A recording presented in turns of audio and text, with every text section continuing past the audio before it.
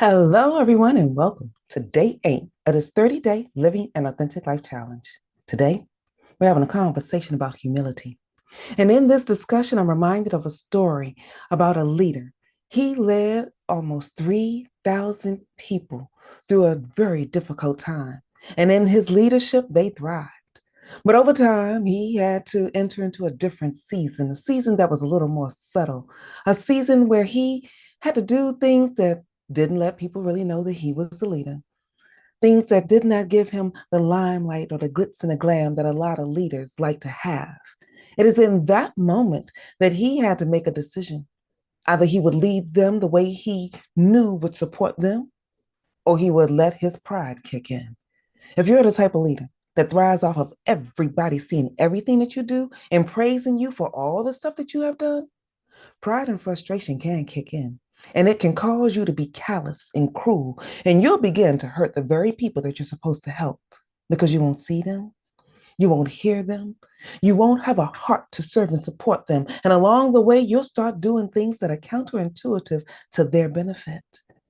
And when you start approaching your leadership factor that way, that can cause the people that are around you to fall into spaces and places that can catapult into moments of chaos. That's how nations fall. That's how things get dismantled. And it is in this story that I'm also reminded of another story. Some of you may have heard of Moses. In the story of Moses, he was given a position to lead over millions of people as well.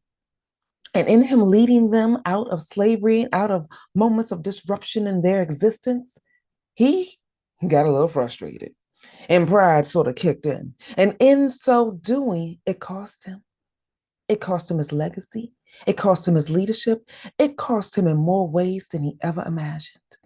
And if you find yourself in different seasons of life that require you to do things just a little bit different, things that won't let everybody know that you're the one that's doing it, that you are the leader that's behind it, how will you respond?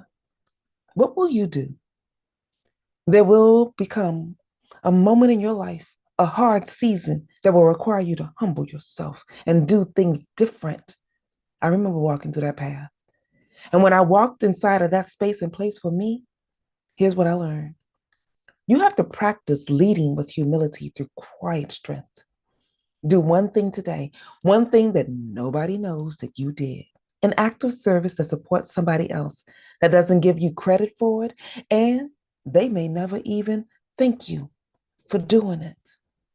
When you do this, excuse me, y'all, when you do this, it will develop the ability for you to lead with influence. You'll lead with integrity. You'll lead in a way that will support you as well as supporting them. Here's a second thing that I had to do. And y'all are going to have to work with me because for some reason, because I'm getting something stuck in my throat, but I'm going to get through this. Because here's the thing that I know. When I find myself in positions where I have to speak about a subject that is often difficult for individuals, like humility, humility means you have to shift from a prideful reaction to something that is purposeful. And when you do that, you'll communicate differently. And as you communicate differently, you'll start considering others. You'll think, are the words coming out of my mouth supportive of them? Or is it supportive of me? And if you find yourself in a position where you are constantly doing things that support you more than it supports others, you'll lose in the end because what you thought you were building will fall apart. Who you thought you were really supporting, they'll see you for who you truly are.